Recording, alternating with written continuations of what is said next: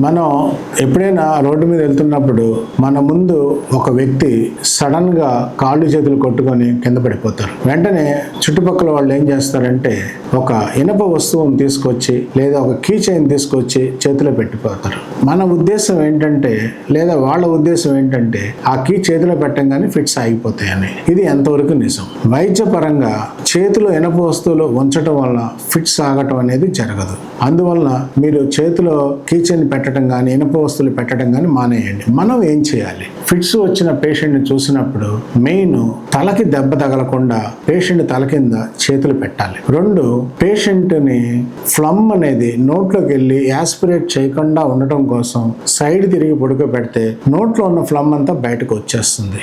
3, పేషెంట్ని చుట్టూ గాలి వచ్చి ఆక్సిజన్ బాగా అందేటట్టు చూడాలి. దానివల్ల వెంటిలేషన్ బాగుండి పేషెంట్ వెంటనే ఇంప్రూవ్ అయ్యే ఛాన్సెస్ ఉంటాయి. ఈ పేషెంట్ని 1 or 2 minutes అదే పొజిషన్లో ఉంచితే చాలా మందికి ఫిట్స్ తగ్గిపోయి వెంటనే సెటిల్ అయ్యే ఛాన్సెస్ ఉంటాయి. అందుకని మీరు ఫిట్స్ పేషెంట్ రాగానే అటు ఇటు చూసి ఇనప వస్తువులు దొరుకుతాయి అనేది చూడకండి. ముందు ఇమ్మీడియట్ గా చేయాల్సింది ఏంటంటే పైన నేను చెప్పిన స్టెప్స్ ఫాలో అవుతే మీరు పేషెంట్ ని సేవ్ చేసిన వాళ్ళు అవుతారు. Thank you.